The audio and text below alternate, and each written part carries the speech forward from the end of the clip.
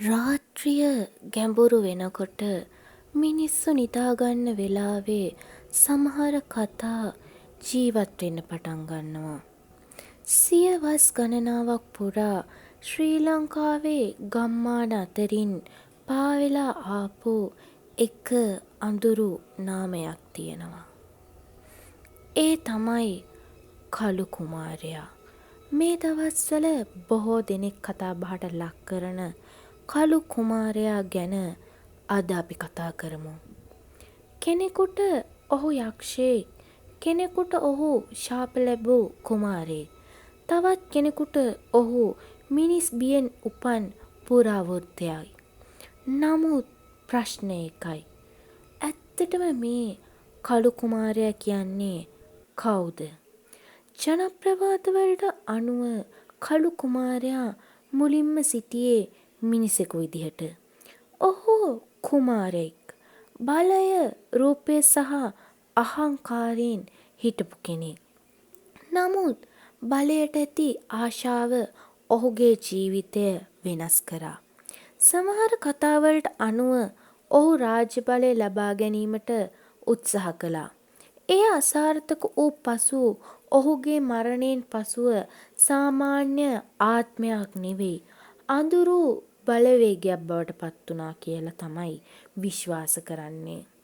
මිනිහෙකුගේ හදවතේ තිබුණු අහංකාරය මරණයෙන් පසුවත් ඔහුව අතහැරියේ නැද්ද?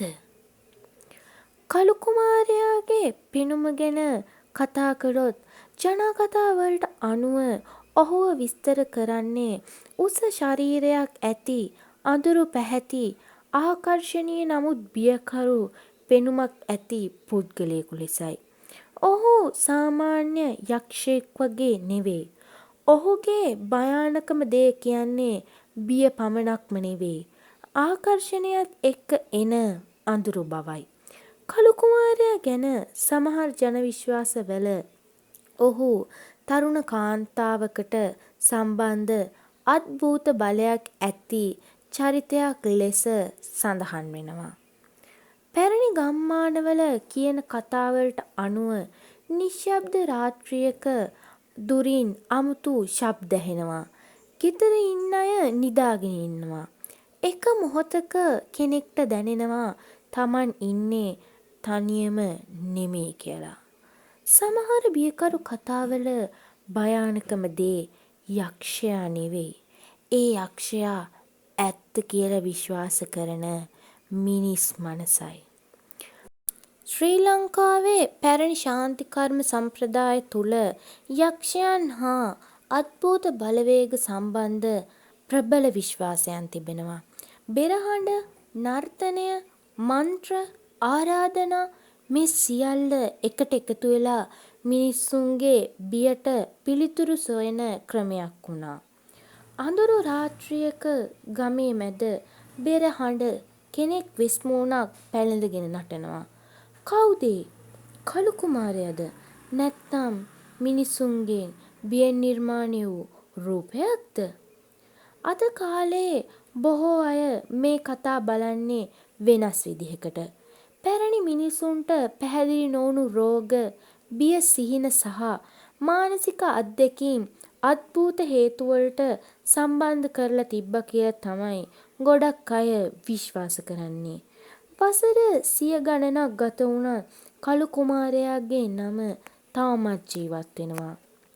ඒක ඔහු ඇත්ත නිසාද නැත්නම් මිනිස් බියට අමරණීය ජීවිතයක් ලැබුණු නිසාද කියලාවත් කවුරුත් දන්නේ නැහැ. ලෝකයේ හැම සංස්කෘතියකටම Tamanගේම කියලා අඳුරු කතා තියෙනවා. වැම්පයර්ස්ලා, යක්ෂයෝ, අද්භූත ආත්ම මේ වගේ දේවල්. ඒත් ශ්‍රී ලංකාවේ අඳුරු රාත්‍රියක නමක් කියද්දී තවමත් සමහර මිනිස්සු නිහඬ වෙනවා.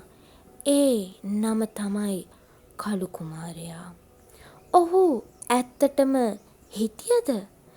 මිනිස් මනස නිර්මාණය කළ අඳුරුම සෙවණැල්ලක්ද? තීරණය ඔබ සතුයි. ඔයාට දැනෙන දේ පල්ලෙහායින් කමෙන්ට් කරගෙන යන්න. වීඩියෝ එක හොඳ නම් සබ්ස්ක්‍රයිබ් කරලා බෙල් නොටිෆිකේෂන් එකත් ඕල් දාලා ලයික් එකකුත් දාලා තියාගන්න. එහෙනම් අදට මං ගිහින් එන්නම්. Have a good day.